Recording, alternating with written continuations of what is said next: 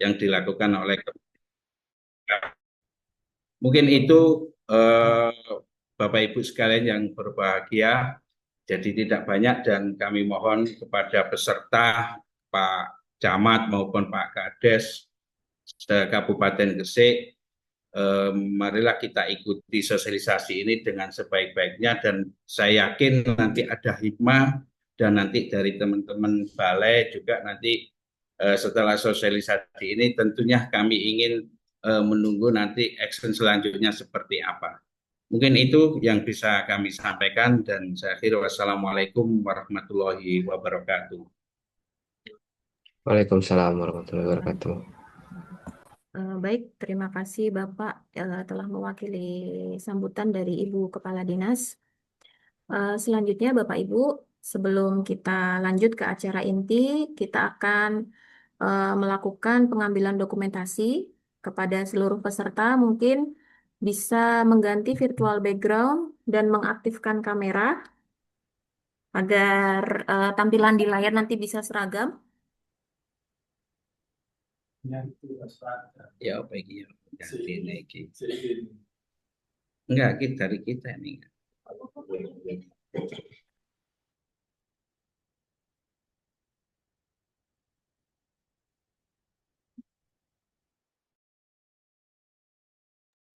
Baik, akan kami mulai lakukan pengambilan dokumentasi. Akan saya hitung. Mungkin Bapak Ibu bisa menunjukkan pose terbaiknya mungkin dengan tersenyum.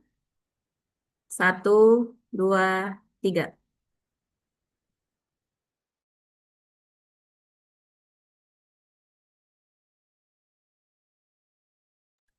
Selanjutnya untuk halaman yang kedua. 1, 2, 3.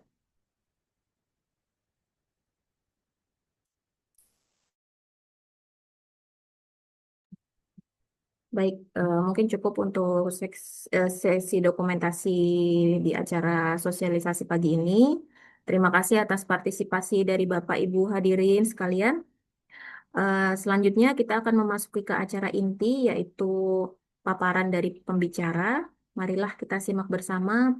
Pagi ini yang akan menjadi pembicara yaitu Bapak Made Widiana Made Widya Widyadiana Wardiha, STMN, selaku eh, pejabat fungsional ahli muda di BP3KP Jawa 4. Kepada Bapak Wardi, kami persilahkan. Baik, terima kasih Mbak Aziza selaku pembawa acara. Mohon izin saya screen Bapak Ibu.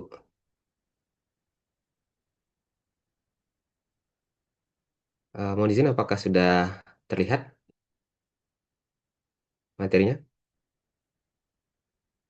Sudah, Bapak. Mbak Aziza apakah sudah muncul Sudah, ya? sudah. Sudah muncul, Bapak. Baik, baik, terima kasih. Assalamualaikum warahmatullahi wabarakatuh. Selamat pagi Bapak Ibu semua yang kami hormati, Ibu Kepala Dinas Cipta Karya Perumahan dan Kawasan Permukiman Kabupaten Gresik, Ibu Insinyur Ida Lailatul Sadiah, MM.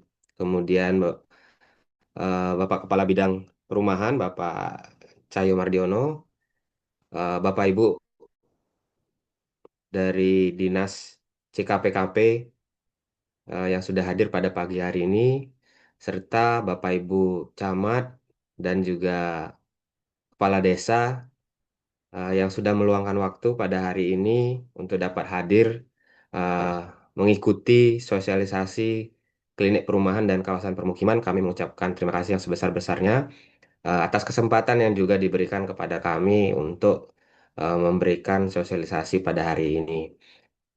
Sebagai informasi awal, Bapak Ibu, perkenalkan saya Wardi dari Pelaksana Klinik PKP, Balai Pelaksana Penyediaan Perumahan dan Kawasan Permukiman Jawa 4 di bawah Kementerian Perumahan dan Kawasan Permukiman. Jadi, eh, kenapa hari ini kami melaksanakan sosialisasi mengenai klinik PKP? Karena memang program klinik PKP ini adalah program yang baru diluncurkan di tahun 2025, Bapak Ibu, bersamaan dengan diterbitkannya Peraturan Menteri PKP nomor 10 tahun 2025 beserta juga dengan petunjuk teknis untuk kegiatan klinik PKP ini sehingga tugas kami sejak bulan Agustus itu adalah untuk melaksanakan sosialisasi terlebih dahulu dengan tujuan agar Bapak Ibu dan juga masyarakat itu mengetahui adanya layanan ini. Nah, hari ini kami mengundang Bapak Ibu terutama Bapak Ibu camat dan kepala desa karena tujuan kami agar Bapak Ibu juga dapat nanti menyebarkan informasi ini kepada masyarakat yang ada di wilayah Bapak Ibu sekalian begitu Bapak Ibu. Nggih. Baik, kita mulai saja. Mungkin yang pertama kami perkenalkan terlebih dahulu mengenai organisasi apa balai kami ya Bapak Ibu, di mana saat ini nama balai kami adalah Balai Pelaksana Penyediaan Perumahan dan Kawasan Permukiman. Kalau sebelumnya hanya Balai Pelaksana Penyediaan Perumahan ya pada saat di PUPR, nah sekarang ada tambahan kawasan permukimannya untuk di Kementerian PKP. Nah, secara garis komando kami berada di bawah Direktorat Jenderal Kawasan Permukiman. Nah, tapi kami juga berkoordinasi dengan Direktorat Jenderal Perumahan Perkotaan, Perumahan Perdesaan, dan juga Tata Kelola dan Pengendalian Risiko.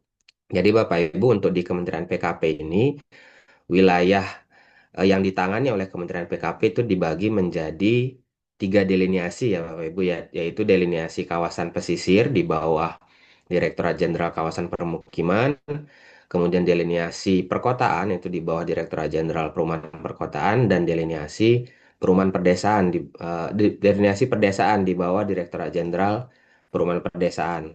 Nah, untuk Gresik, Kabupaten Gresik sendiri itu termasuk ke dalam delineasi pedesaan sehingga nanti mungkin selain ke balai nanti juga bisa berkoordinasi langsung dengan Direktorat Jenderal Perumahan Perdesaan.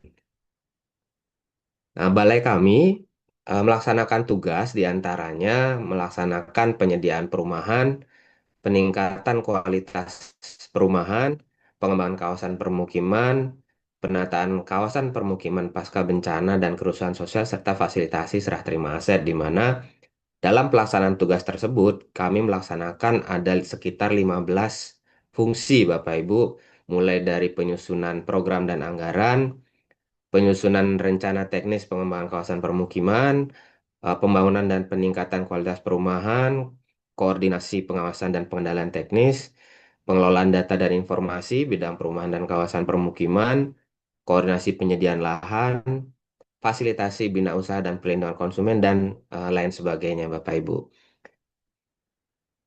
Nah, salah satu yang dilaksanakan berdasarkan tugas dan fungsi tadi adalah klinik perumahan dan Berapa? kawasan permukiman, di mana memang di Undang-Undang Nomor 1 Tahun 2011 itu juga sudah dicantumkan bahwa pemerintah wajib untuk melaksanakan fasilitasi terhadap penyediaan perumahan dan permukiman bagi masyarakat, terutama bagi masyarakat berpenghasilan rendah. Nah, kemudian di Peraturan Menteri PKP Nomor 10 Tahun 2025 itu secara langsung disebutkan bahwa kami itu memberikan layanan informasi dan bantuan teknis berupa klinik PKP. Jadi ada informasi dan bantuan teknis ya Bapak Ibu.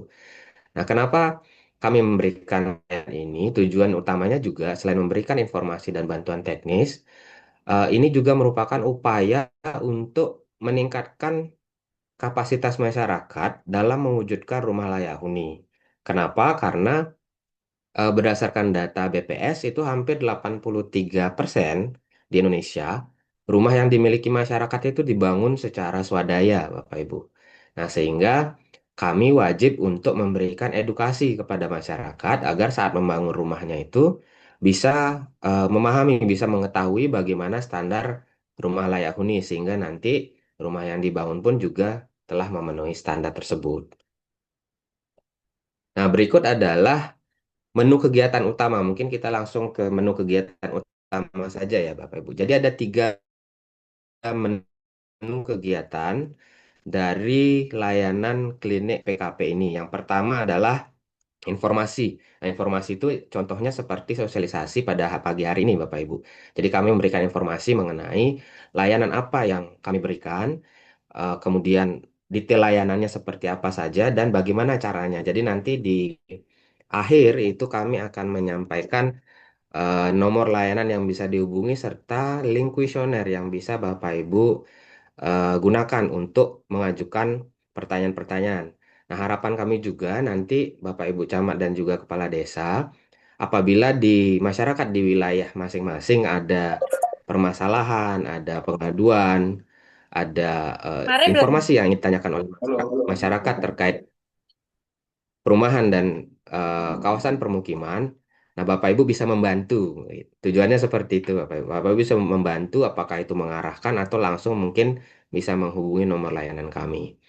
Kemudian yang kedua adalah konsultasi. Konsultasi nanti apabila nanti Bapak Ibu mengajukan pertanyaan, nanti kami akan menjawab melalui WA layanan dan kami berikan informasi yang dibutuhkan. Sementara pendampingan dan bantuan teknis itu apabila nanti dalam konsultasi tersebut eh, diperlukan tindakan lanjutan begitu Bapak Ibu ya. Misalkan ada permintaan untuk desain, misalkan desain rumah yang memenuhi standar, kami bisa berikan dampingan. Nah, itu tindak lanjut dari konsultasi awalnya berupa pendampingan dan bantuan teknis. Nah, rincian dari tiga layanan yang tadi diberikan, jadi informasi konsultasi itu kira-kira apa saja sih yang bisa dikonsultasikan begitu Bapak Ibu ya. Jadi ada total ada 8 substansi yang bisa konsultasikan atau kami berikan kepada masyarakat. Yang pertama adalah terkait dengan program, kebijakan atau regulasi dan jenis bantuan perumahan dan kawasan permukiman yang ada di Kementerian PKP. Kedua, terkait dengan perencanaan rumah. Ketiga, terkait dengan pembiayaan rumah seperti rumah subsidi, FLPP, atau program kredit perumahan, misalkan yang baru saja kemarin hari Jumat kemarin sudah ada sosialisasi tersendiri ya terkait dengan kredit program perumahan untuk Kabupaten Gresik, salah satunya seperti itu. Kemudian yang keempat, pelaksanaan konstruksi. Kelima, perumahan dan kawasan permukiman. Tujuh, penanganan dan pencegahan kawasan kumuh. Dan kedelapan, fasilitasi penanganan pengaduan masyarakat. Nah, kita bahas satu-satu ya, Bapak Ibu. Yang pertama terkait dengan program, kebijakan atau regulasi dan jenis bantuan perumahan dan kawasan permukiman dari Kementerian PKP. Mungkin Bapak Ibu selama ini mungkin sudah paham, tapi ada beberapa tambahan ya bantuan berdasarkan peraturan terbaru dari Kementerian PKP. Yang pertama ada bantuan pengembangan permukiman yang terdiri dari satu bantuan pembangunan PSU perumahan tapak, ada bantuan pembangunan PSU rumah susun, bantuan pembangunan PSU kawasan permukiman dan fasilitasi pembangunan RITA rumah inti tumbuh tahan gempa. Nah, mungkin eh, contohnya adalah kalau tahun-tahun sebelumnya kami ada memberikan eh, apa namanya bantuan jalan lingkungan terhadap perumahan MBR. Contohnya ini di Kabupaten Gresik ada perumahan Cerme Prismalen kalau nggak salah tahun 2023 ya kalau nggak salah kita berikan bantuan tersebut. Nah, apabila nanti Bapak Ibu ingin berkonsultasi mengenai bantuan ini ada masyarakatnya mungkin sebagai pengembang perumahan MBR ingin memperoleh bantuan PSU, itu bisa berkonsultasi melalui layanan kami. Contohnya seperti itu. Kemudian yang kedua adalah bantuan pembangunan rumah susun. Di antaranya terdiri dari rumah susun umum, rumah susun negara, dan rumah susun khusus. Nah, contohnya kalau rumah susun umum itu adalah rumah susun untuk peruntukannya bagi masyarakat MBR. Misalkan ini yang pernah kami bangun tahun 2017 di Kota Pasuruan itu rumah susun untuk MBR, kemudian ada rumah susun negara bagi yang peruntukannya bagi ASN. Ini contohnya pernah kami bangun di Kota Surabaya tahun 2022. Kemudian ada rumah susun khusus biasanya ditujukan untuk lembaga pendidikan berasrama atau universitas. Yang contohnya di Kabupaten Gresik pernah kami berikan tahun 2023 ke Pondok Pesantren Sunan Mutadin. Kemudian yang selanjutnya adalah bantuan pembangunan rumah swadaya. Nah, ini mungkin Bapak Ibu sudah cukup familiar ya Bapak Ibu. Adalah BSPS salah satunya. Yang nomor satu itu bantuan stimulan perumahan swadaya atau BSPS. Kemudian bantuan sarana hunian usaha dan bantuan pemeliharaan perumahan swadaya. Nah, contohnya ini misalkan kemarin kalau tahun 2024 itu di Gresik memperoleh di Bawean ya Bapak Ibu. Di Bawean itu ada bantuan sebanyak 250. Nah, kemudian juga di kabupaten-kabupaten lain juga sama. Nah, misalkan Bapak Ibu ingin mengetahui bagaimana pengusulan terhadap apa namanya prosedur pengusulan terhadap Nah, kegiatan ini, monggo bisa dikonsultasikan melalui layanan klinik PKP atau oke, nanti nah, bisa ke kami akan bagus ya. arahkan secara Ya. teknis nanti kepada Ah, bagian ya, yang itu kudaman tadi. menangani kegiatan tersebut. Nah, ini contoh kalau yang tadi untuk BSPS Nah, itu nilai bantuannya 20 juta ya Bapak Ibu. Kalau yang ini ada bantuan sarana hunian usaha atau sarana hunian pariwisata. Nah, ini nilai bantuannya 70 juta. Nah, itu untuk salah satu contohnya tahun lalu kita pernah lakukan di Kabupaten Bojonegoro untuk satu kawasan yang memang diperuntukannya adalah sebagai kawasan pariwisata. Sudah ada di rencana kegiatan dari pemerintah daerahnya. Nah, ini bisa diusulkan juga gitu. Nah, kemudian selanjutnya adalah penyedia rumah khusus. Penyedia rumah khusus mungkin ini apa namanya biasanya diperuntukkan untuk masyarakat yang terkena bencana ya, terkena bencana atau terdampak dari program pemerintah. Misalnya kita akan berikan bantuan rumah khusus. Salah satu contohnya yang pernah kita lakukan adalah di tahun 2022 di Kabupaten Lumajang untuk warga yang terdampak erupsi Gunung Semeru. Nah, itu untuk layanan yang pertama ya Bapak Ibu mengenai program regulasi dan bantuan perumahan yang diberikan oleh Kementerian PKP. Kemudian substansi layanan yang kedua adalah terkait perencanaan rumah. Memang ada cukup nah, banyak itemnya, tapi mungkin kami sementara ini baru bisa memberikan layanan untuk A sampai C ya, perancangan rumah sederhana, database desain rumah dan RAB, serta prosedur bagi masyarakat yang ingin mengajukan persetujuan bangunan gedung. Nah, di mana kami menyediakan ada desain perwarupa atau prototipe Bapak Ibu. Jadi bagi masyarakat yang mungkin ingin membangun rumah, secara swadaya, itu kami berikan desain dan apa namanya RAB secara gratis Bapak Ibu. Karena ini sudah tercantum di Keputusan Menteri PUPR nomor 2947 tahun 2024. Prototipe 30, 32 36. Nah, ini bisa langsung digunakan di mana dokumennya sudah lengkap mulai dari gambar, kemudian perhitungan teknis, RAB, dan yang lainnya itu sudah ada lengkap juga. Nah, kalau misalkan Bapak Ibu atau masyarakat di wilayah Bapak Ibu ada yang menginginkan untuk diberikan desain tersebut, nanti bisa menghubungi layanan kami. Contohnya seperti ini ya Bapak Ibu. Desainnya ada tipe 22, 30, 32 dan juga tipe 36. Keuntungannya kalau misalkan menggunakan desain ini adalah desain ini sudah tercantum di Sistem Informasi Manajemen Bangunan Gedung atau SIMBG. Jadi misalkan Bapak Ibu menggunakan prototipe, nanti pada saat pengajuan PBG itu otomatis akan dipercepat. Jadi misalkan waktunya selama 28 hari, begitu misalkan untuk yang ini bisa 1 sampai dengan 3 hari selesai untuk penerbitannya karena tidak memerlukan kajian teknis kembali oleh tim Jadi peneliti itu ahli mana bangunan gedung berdasarkan begitu ya. itu. Nah, kemudian yang ketiga, substansi layanannya adalah terkait dengan pembiayaan rumah. Nah, kemarin mungkin yang tadi saya sampaikan di Jumat lalu sudah ada sosialisasi ya Bapak Ibu di Kabupaten Gresik mengenai pembiayaan rumah. Salah satunya adalah kredit program perumahan atau KUR perumahan. Ini yang memang program baru diterbitkan oleh Kementerian PKP. Tapi selain itu ada beberapa skema pembiayaan perumahan Bapak Ibu. Yang pertama adalah FLPP atau mungkin Bapak Ibu kenalnya pembiayaan rumah subsidi ya. Nah, istilahnya sebenarnya FLPP, Fasilitas Likuiditas Pembiayaan Perumahan, di mana FLPP ini adalah dukungan fasilitas likuiditas pembiayaan kepada masyarakat berpenghasilan rendah. Syaratnya adalah WNI tercatat sebagai penduduk di satu daerah kabupaten kota, memiliki KTP lah istilahnya begitu.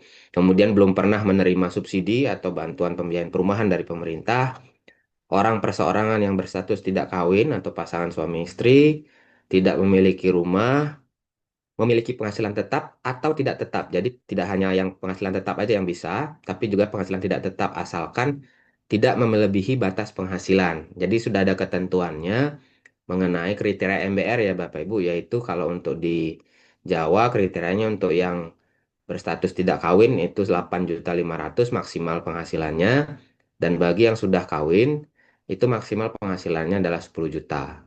Nah, asalkan tidak melebihi batas penghasilan tersebut, itu bisa mengajukan FLPP. Nah, untuk FLPP ini suku bunganya 5%. Keuntungannya adalah suku bunganya tetap yaitu 5% selama jangka waktu kredit, di mana jangka waktunya itu maksimal sampai dengan 20 tahun. Dan uang mukanya juga mulai dari 1%, Bapak Ibu. Nah, nanti ada bantuan uang muka juga, nanti saya jelaskan selanjutnya.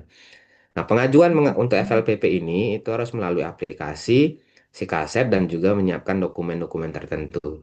Nah, nanti Bapak Ibu apabila ada masyarakat yang ingin mengetahui lebih lanjut mengenai FLPP, silahkan menghubungi layanan kami. Silahkan bertanya apapun yang ingin diketahui begitu Bapak Ibu. Oke. Nah, kemudian yang kedua adalah subsidi bantuan uang muka atau SBUM. Nah, subsidi bantuan uang muka ini adalah subsidi pemerintah yang diberikan kepada MBR dalam pemenuhan sebagian atau seluruh uang muka. Jadi misalkan masyarakat atau Bapak Ibu akan membeli rumah subsidi, mengajukan FLPP yang tadi, itu sekaligus juga bisa mengajukan uang subsidi uang muka. Jadi karena pengurusannya ini sekaligus. Nah, penyalurannya nanti pengajuannya itu MBR mengajukan permohonan bersamaan dengan pengajuan FLPP kepada bank penyalur FLPP, begitu Pak. Nah, nanti akan diproses ya apabila memenuhi syarat, maka akan diberikan bantuan uang muka di mana besaran subsidinya itu untuk wilayah Jawa adalah sebesar 4 juta gitu. Nah, pembiayaan perumahan yang ketiga adalah kredit program perumahan. Ini adalah program baru yang baru diterbitkan berdasarkan Peraturan Menteri PKP Nomor 13 Tahun 2025, kalau nggak salah bulan Agustus atau September ya, itu diterbitkan peraturan ini. Saat ini sedang disosialisasikan secara masif di seluruh Indonesia.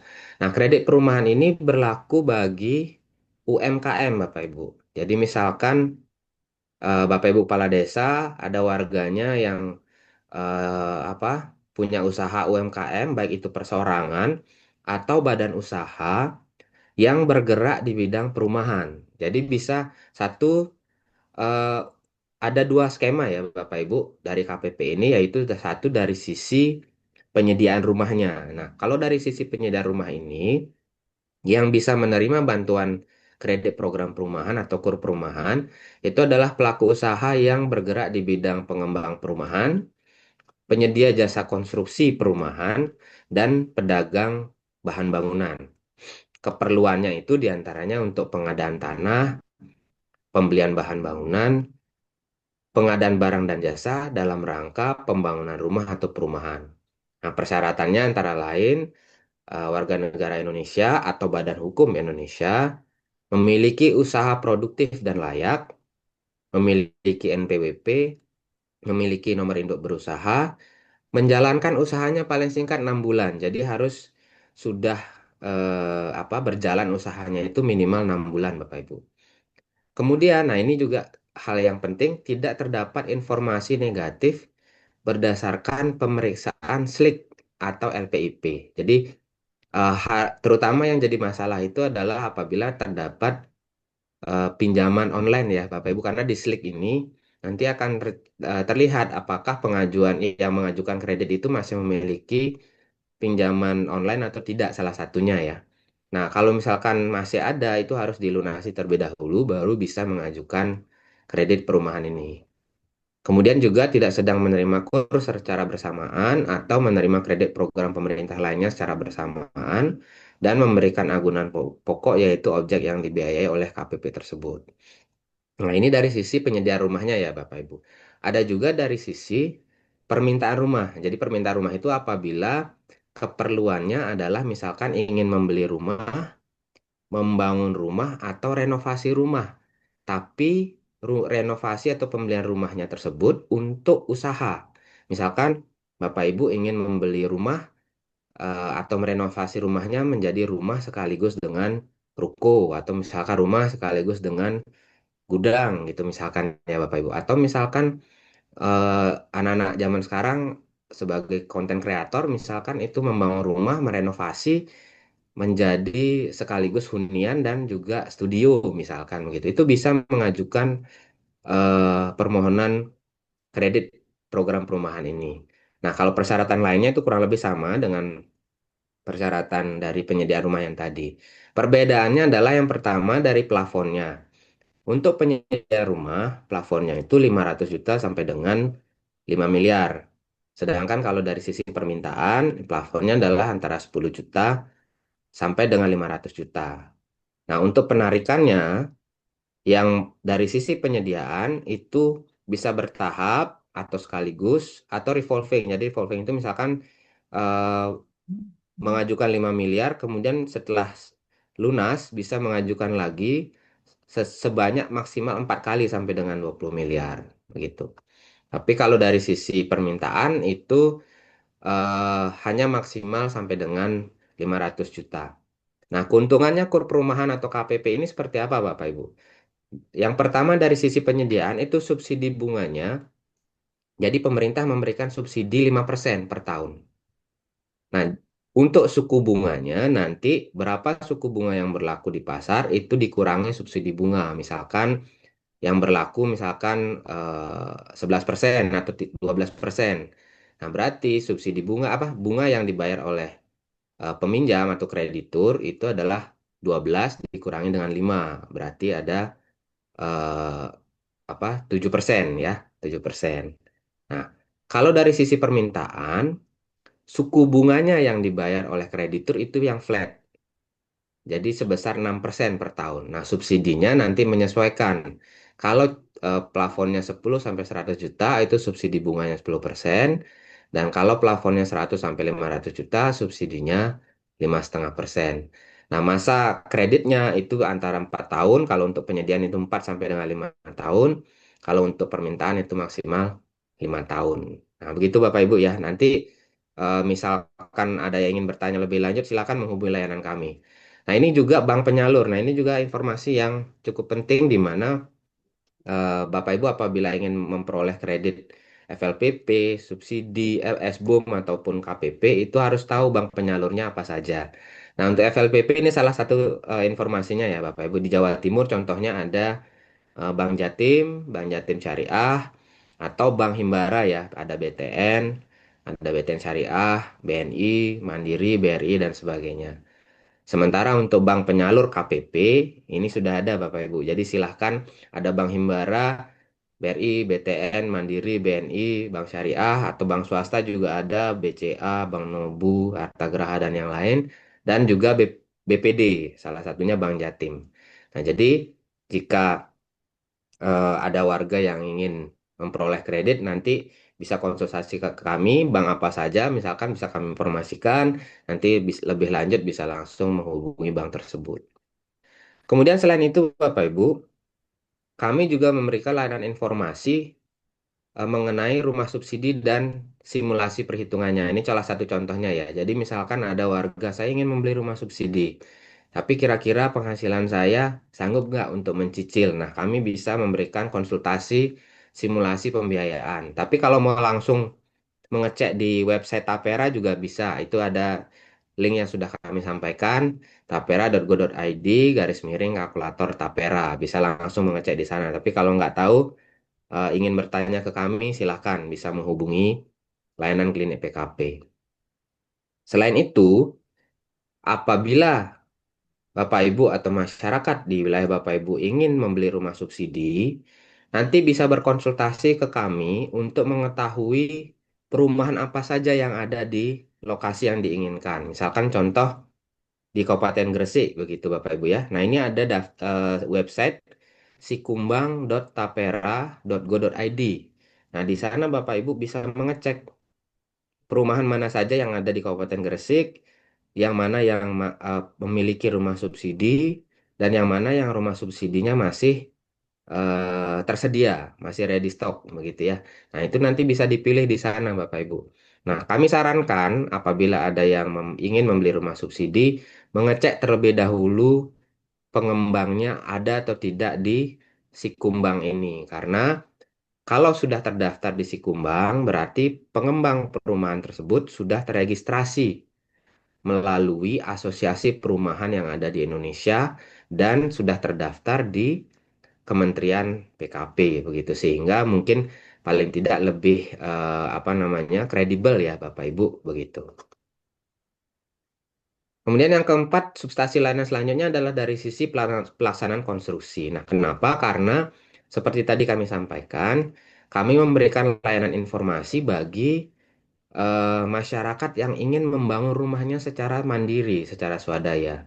Nah, masyarakat misalkan ingin membangun secara mandiri, bisa menanyakan ke kami metode untuk membangun rumahnya. Kami memiliki beberapa modul terkait dengan pembangunan rumah, mulai dari rumah tembok, rumah setengah tembok, rumah kayu panggung, rumah kayu non panggung, ataupun sekedar untuk apa metode yang ada di modul ini. Nanti bisa konsultasi ke kami. Kami mau membangun seperti apa, menggunakan seperti apa, kami bisa sampaikan modulnya. Sehingga masyarakat mengetahui caranya untuk membangun itu seperti apa. Oh, campurannya harus seperti ini, besinya seperti ini, dimensinya begini, seperti itu. Nah, kemudian pada saat kami ini sedang berusaha untuk saat ini sedang mengumpulkan data mengenai tenaga konstruksi bersertifikat, Bapak Ibu. Jadi eh, sebenarnya untuk tenaga kerja konstruksi seperti tukang itu harusnya memiliki sertifikat dan itu disertifikasi oleh salah satunya Balai Jasa Konstruksi. Sebenarnya di Dinas PU Kabupaten Kota pun juga ada datanya ya Bapak Ibu. Nah, ini yang sedang kami berusaha untuk konfirmasi kerjasamakan apabila nanti masyarakat misalkan saya mau membangun rumah, saya ingin mencari tukang seperti apa. Nah, bisa juga konsultasi dengan kami. Kami bisa menyampaikan informasi atau tukang-tukang yang bisa dihubungi yang sudah bersertifikat jika ingin menggunakannya. Begitu, Bapak Ibu. Kemudian yang selanjutnya adalah terkait pengawasan konstruksi. Nah, ini juga kami memberikan apa namanya layanan informasi kartu kendali konstruksi. Jadi, misalkan masih ada masyarakat yang ingin membangun rumah, dia mencari tukang. Dia sudah punya desain misalkan menggunakan prototipe begitu Bapak Ibu. Tapi ingin mengawasi apakah benar tukangnya itu melakukan pekerjaannya sesuai dengan ketentuan. Nah, ini kami bisa memberikan layanan kartu kendali konstruksi rumah agar memudahkan masyarakat untuk mengecek secara sederhana apakah pekerjaan tukang itu sudah sesuai dengan ketentuan atau tidak. Nah, ini contohnya kartu kendali konstruksi ini. Nanti masyarakat bisa gunakan. Oke, untuk pondasi misalkan harus ada komponen apa saja. Nah, bisa dicentang sudah ada atau belum. Kemudian pada saat slope seperti apa, kolom dan seterusnya seperti itu. Ada juga ketentuan komponen rumahnya nanti bisa sebagai patokan. Oh, ada komponen rumah apa saja yang harus ada di rumah saya seperti itu ya. Jadi nanti misalkan tukangnya ada yang terlewat bisa diingatkan seperti itu. Ini juga misalkan masyarakat ingin kami melakukan pendampingan itu bisa juga meminta pendampingan kepada kami. Yang keenam adalah terkait dengan pemanfaatan rumah, rumah susun, perumahan, dan kawasan permukiman. Nah, ini mungkin lebih banyak kami dalam hal rumah susun ya, Bapak Ibu, terutama dari sisi pemeliharaan, perawatan, dan juga pengelolaan.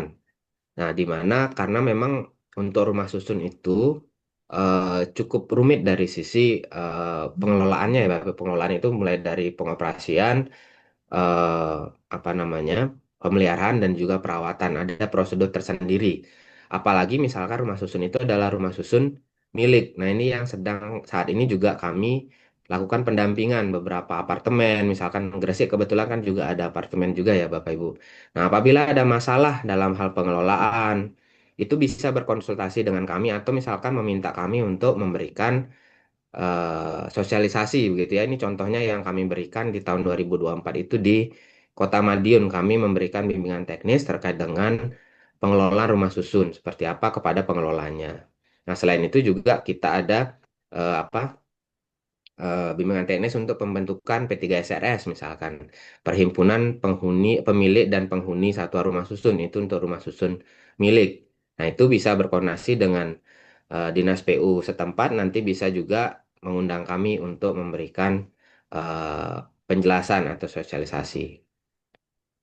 Substansi layanan yang ketujuh adalah mengenai penanganan dan pencegahan kawasan kumuh. Nah, ini mungkin lebih ke Pemda ya, Bapak Ibu. Jadi karena memang secara umum di Provinsi Jawa Timur ini masih cukup banyak, masih sekitar 87% kawasan kumuh yang belum tertangani ini berdasarkan data dari pemerintah Provinsi Jawa Timur, di mana memang ada yang kewenangan pusat, ada kewenangan provinsi, dan juga kewenangan kabupaten kota.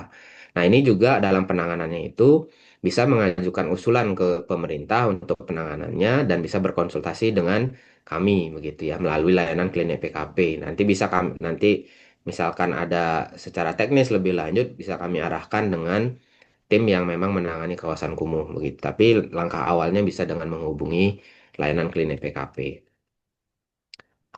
Nah, kemudian yang terakhir layanan yang diberikan adalah fasilitasi terhadap pengaduan masyarakat. Ini memang program yang baru sejak Kementerian PKP eh, apa namanya muncul gitu ya.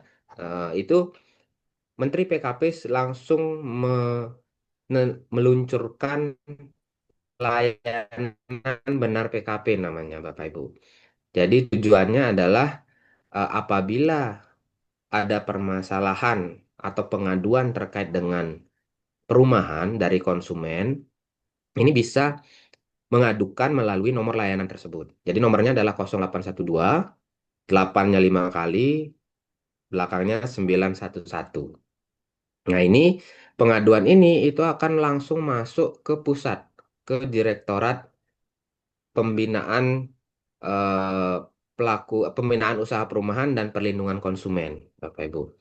Tapi misalkan ada warga yang tidak tahu bagaimana caranya melakukan mengajukan pengaduan, bisa juga melalui layanan klinik PKP kami, bisa menghubungi layanan kami, nanti akan kami arahkan bagaimana caranya untuk mengajukan pengaduan. Atau bisa juga nanti kami yang akan turun terlebih dahulu untuk mengecek apakah ada pengaduan atau tidak, seperti itu. Pengaduannya seperti apa. Nah, ini salah satu opsinya ya, Bapak Ibu. Contohnya misalkan yang sudah kami dampingi, memang kebanyakan pengaduan yang kami dampingi sejauh ini terkait dengan rumah susun, Bapak Ibu. Contohnya ada Rusunami di Menanggal, Kota Surabaya, itu juga meminta pendampingan pembentukan P3SRS. Kemudian ada pengaduan juga masyarakat pemilik apartemen. Kemarin salah satunya di Gresik kita juga ada untuk Icon Apartemen dan juga apartemen Dharma Wangsa ya. Waktu itu langsung dari pusat eh, hadir ke Gresik untuk menindaklanjuti. Nah, ini juga kami juga memberikan sosialisasi dan koordinasi terkait peraturan mengenai pengelola rumah susun milik dan P3SRS. Karena memang eh, sudah ada peraturan tersendiri ya yang diterbitkan untuk rumah susun milik ini. Nah, ini salah satu contohnya di mana Direktorat Pembinaan Usaha Perumahan dan Perlindungan Konsumen itu menindaklanjuti pengaduan yang masuk melalui nomor layanan benar PKP.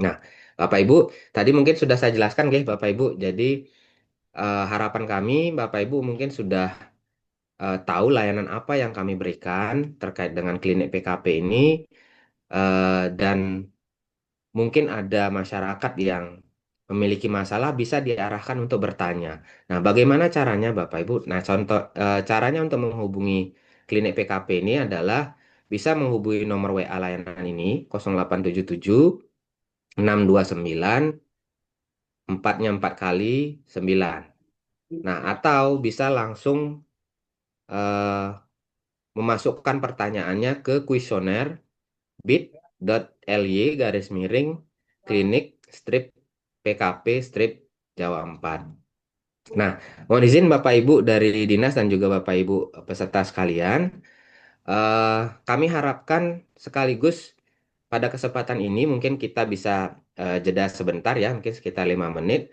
Saya harapkan Bapak Ibu bisa scan barcode yang ada di tampilan ini, di paparan ini, atau mengetik kuesioner ini ya Bapak Ibu, bit.ly garis miring klinik strip PKP strip Jawa 4. Nah, Bapak Ibu bisa mengisi kuesioner tersebut. Jadi sekaligus ini juga sebagai daftar hadir Bapak Ibu sekalian ya, daftar hadir pada hari ini Dan kami harapkan Bapak Ibu bisa mengisi secara lengkap nama dan juga nomor telepon serta pertanyaan. Nah, kira-kira saya yakin Bapak Ibu tadi sudah mendengarkan penjelasan, mungkin sudah terbayang kira-kira permasalahan apa yang ada di lokasi Bapak Ibu yang Bapak Ibu temui di masyarakat. Silakan bisa dimasukkan ke dalam kuesioner ini Bapak Ibu. Monggo Bapak Ibu bisa diisi kuesionernya. Nanti akan kami balas ya pertanyaan Bapak Ibu. Kami akan jawab melalui nomor layanan kami. Ini sekaligus juga sebagai mungkin percobaan dulu ya, sehingga nanti apabila masyarakat di wilayah Bapak Ibu ada pertanyaan, Bapak Ibu sudah tahu harus mengisi dengan cara seperti apa. Monggo Bapak Ibu, mungkin kita jeda 5 menit untuk Bapak Ibu bisa mengisi pertanyaan. Nanti setelah ini silakan bisa bertanya langsung, menanyakan pertanyaan secara langsung juga. Monggo. Nah ini juga sekaligus sebagai daftar hadir. Izin Mbak Azizah selaku pembawa acara kita jeda 5 menit dulu ya.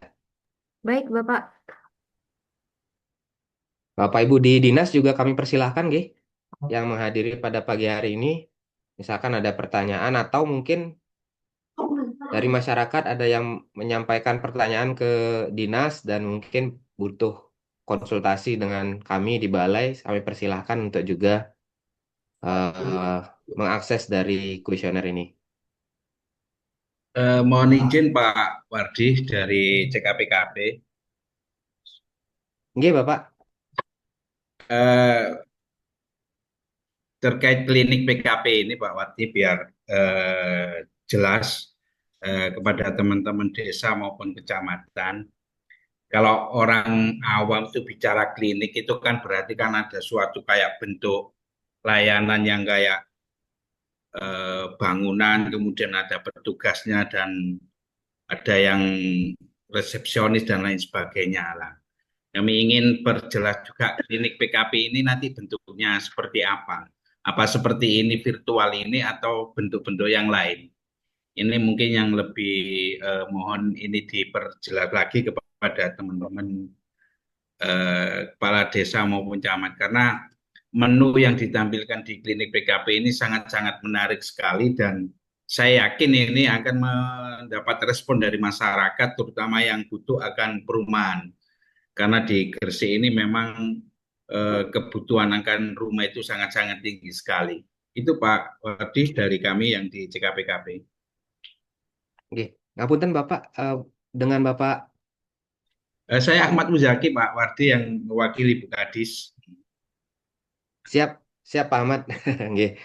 Baik Pak Ahmad, terima kasih atas pertanyaannya. Mungkin mohon juga pertanyaan bisa dimasukkan melalui kuesioner juga ya Pak. Jadi biar nanti kami mendapat catatan juga bahwa ada pertanyaan tersebut. Nah, izin Saya Bapak sudah Ibu. ngisi 2 kali Pak. Oh siap Bapak, terima kasih. Siap Pak Ahmad. Nggih. Jadi Bapak Ibu kami informasikan bahwa mungkin tidak spesifik seperti klinik di puskesmas atau di rumah sakit nggih Bapak Ibu, tapi layanan ini bisa kami berikan secara offline, secara langsung ataupun melalui online.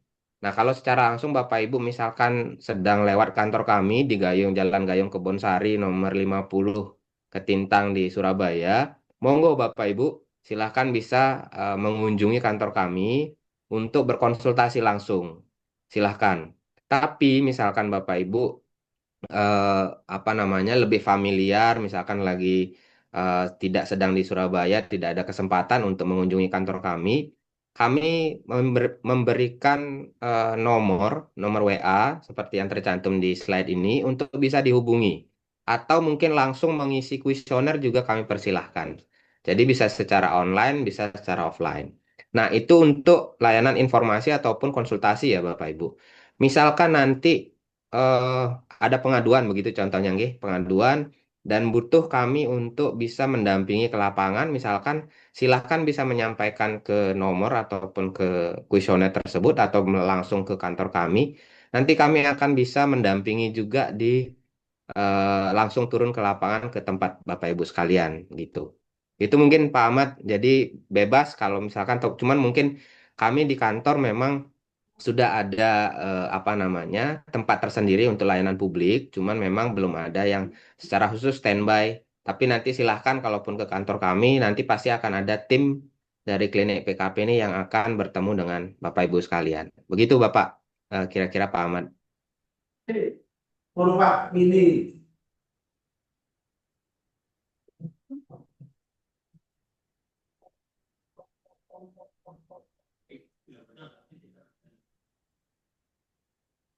Baik, mungkin Mbak Azizah untuk apa kuesioner mungkin sambil berjalan saja nggih. Untuk pengisian kuesioner Bapak Ibu silahkan kami berikan kesempatan untuk mengisi kuesioner dan apabila ada pertanyaan nanti bisa apa namanya bertanya langsung di sesi tanya jawab. Mungkin saya izin lanjutkan satu slide lagi, Bapak Ibu.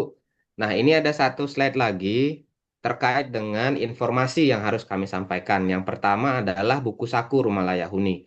Nah, ini memang kami diminta dari pusat, dari Direktorat Bina Teknik untuk menyebarluaskan buku saku Rumah Layak Huni. Jadi buku saku ini adalah buku saku bagi masyarakat yang ingin mengetahui standar rumah layak huni itu seperti apa. Mulai dari komponennya apa saja, pondasi, seluf, kolom, dinding, atap dan sebagainya dan ketentuan teknisnya seperti apa. Nanti Bapak Ibu bisa download di link ini ya Bapak Ibu. Termasuk materi pada pagi hari ini juga ada di link tersebut bit.ly klinik PKP SBY. Gitu nggih. Nah, nanti di sana di link ini juga ada poster klinik PKP Bapak Ibu. Jadi kami mohon perkenannya nanti bisa poster ini Bapak Ibu unduh, Bapak Ibu download, bisa dicetak dan ditempel di kantor Bapak Ibu sekalian, di kantor desa atau di kantor kecamatan atau di kantor dinas, monggo. Sehingga apabila masyarakat yang memiliki permasalahan dan konsultasi ke kantor desa, konsultasi ke kantor kecamatan misalkan, itu bisa melihat adanya layanan klinik PKP ini, ada nomor yang ada bisa dihubungi sehingga masyarakat bisa mengakses atau menghubungi nomor tersebut. Baik, mungkin itu materi pada pagi hari ini yang bisa saya sampaikan. Saya kembalikan kepada pembawa acara. Mungkin ada pertanyaan yang ingin disampaikan oleh peserta secara langsung. Kami persilakan. Terima kasih. Assalamualaikum warahmatullahi wabarakatuh. Waalaikumsalam warahmatullahi wabarakatuh. Waalaikumsalam warahmatullahi wabarakatuh. Baik, terima kasih kami ucapkan kepada Bapak Wardi atas paparannya yang sangat informatif dan bermanfaat untuk kita semua. Selanjutnya, saya akan buka sesi tanya jawab kepada Bapak Ibu hadirin yang ingin bertanya. Bisa menggunakan fitur raise hand atau mungkin bisa menuliskan pertanyaannya di kolom komentar. Persilakan Bapak Ibu, jika ada yang mau bertanya.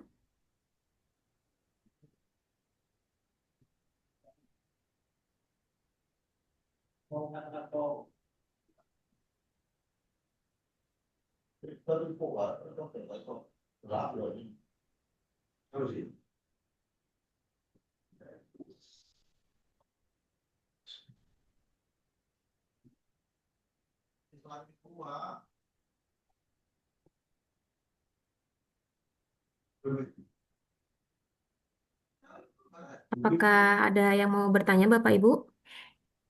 Mungkin kalau misalkan tidak ada, bisa kita bacakan beberapa pertanyaan dari kuesioner Pak Wardi. Ya, bisa silakan Mbak. Mungkin nanti saya akan bacakan beberapa pertanyaan yang sudah masuk di kuesioner. Bagi Bapak Ibu yang mungkin mau menanyakan langsung, dipersilahkan nanti sambil Pak Wardi menjawab beberapa pertanyaan di kuesioner, bisa raise hand atau mungkin menuliskan pertanyaan di kolom chat.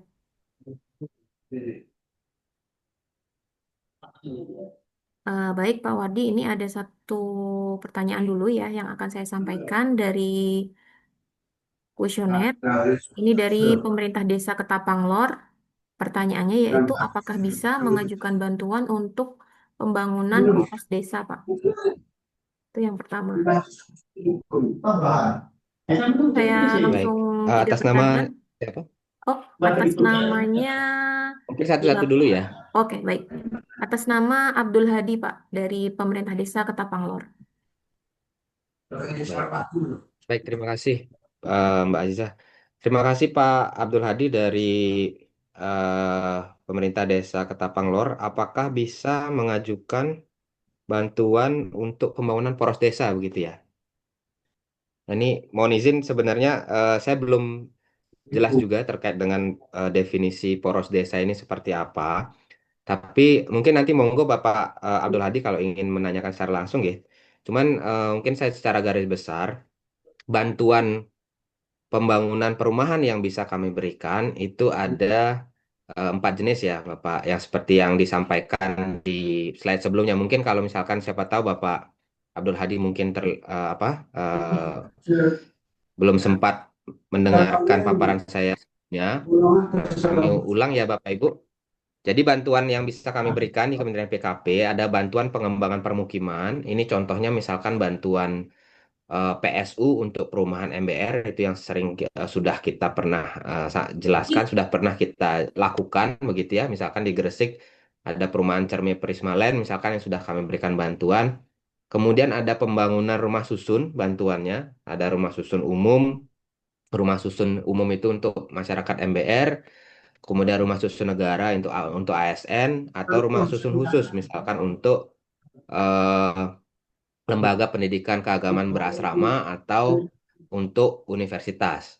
Kemudian ada bantuan rumah swadaya, misalkan BSPS, ada sarana hunian usaha ataupun bantuan pemeliharaan perumahan swadaya. Contohnya yang mungkin sering Bapak Ibu mungkin sudah tahu adalah BSPS ya, Bapak Ibu. Serta terakhir adalah penyedia rumah khusus. Nah, rumah khusus ini misalkan untuk apa namanya eh, korban bencana begitu ya, masyarakat korban bencana, masyarakat yang terdampak program pemerintah misalkan, atau masyarakat yang daerah 3T sebenarnya fokusnya di situ. Nah, itu beberapa bantuan perumahan yang bisa diberikan oleh Kementerian PKP. Yang penting adalah terkait dengan perumahan ya, Bapak. Kadang-kadang karena sebelumnya di sosialisasi kami di kemarin di Pasuruan ada yang bertanya apakah bisa untuk membangun kantor desa misalkan. Nah, kalau bangunan kantor itu belum bisa, Bapak.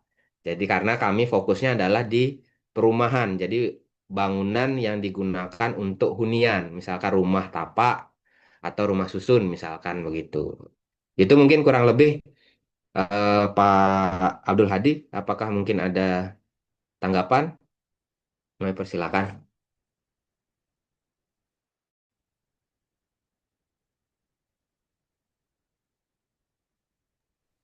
Baik, terima kasih Pak Wardi. Mungkin dari Pak Abdul Hadi ada tanggapan? Oh, Oh, di ini chat itu cukup ya, cukup nggih. ya, cukup. Baik, Baik, izin saya bacakan lagi Bapak. Ini ada satu pertanyaan di kolom chat dari pemerintah Desa Baron. Ini tidak ada namanya ya. Untuk pertanyaannya, jenis layanan pembiayaan perumahan ini apakah seperti pengajuan bantuan RTLH dari DCPKP? baik. Baik, terima kasih atas pertanyaannya, Bapak Ibu dari Desa Baron. Kalau pembiayaan perumahan itu izin Ibu berbeda dengan bantuan RTLH. Kalau bantuan RTLH itu berupa peningkatan kualitas ya, Bapak Ibu, peningkatan kualitas untuk rumah yang tidak layak huni. Kalau yang di APBN atau dilaksanakan oleh kementerian, itu bantuannya berupa BSPS, Bapak Ibu. Jadi bantuan stimulan perumahan swadaya. Ada rumah masyarakat yang tidak layak huni, nanti bisa diusulkan oleh pemerintah desa ke pemerintah kabupaten kota dan juga ke kementerian melalui aplikasi Sibaru. Nah, itu baru bisa memperoleh bantuan BSPS. Nah, kalau pembiayaan itu dari sisi kita memberikan subsidi biayanya, Bapak Ibu. Misalkan ada yang ingin membeli atau mencicil rumah subsidi. Nah, cicilannya itu ada subsidinya begitu, Bapak Ibu. Jadi, masyarakat itu membayar lebih ringan cicilan per bulannya. Nah, itu bantuan pembiayaan. Contohnya tadi ada FLPP. Mungkin izin saya share kembali ya, Bapak Ibu. Siapa tahu mungkin terlewat tadi penjelasan dari kami. Nah, untuk pembiayaan itu misalkan FLPP. Nah, FLPP ini ada masyarakat yang ingin memperoleh rumah subsidi bisa kalau misalkan memenuhi persyaratan sebagai MBR dia bisa mengajukan ke bank terkait, bank penyalur ya. Tadi sudah kami jelaskan ada beberapa bank. Nah, nanti suku bunganya 5% selama jangka waktu kredit. Misalkan 20 tahun, mau kredit 20 tahun ya, berarti tetap 5%. Dan itu sisanya, karena bunga yang berlaku di bank secara umum, itu biasanya tinggi ya Bapak Ibu, kadang bisa sampai 13%. Nah, yang dibayar hanya 5% bunganya oleh masyarakat. Sisanya itu disubsidi oleh pemerintah gitu. Nah, pembiayaan yang selanjutnya adalah uang muka. Jadi misalkan masyarakat MBR ingin membeli rumah subsidi, uang muka juga ingin dibantu oleh pemerintah, bisa diberikan bantuan uang muka sebesar 4 juta oleh pemerintah. Nah, ini juga bisa diajukan melalui banknya, Bapak Ibu.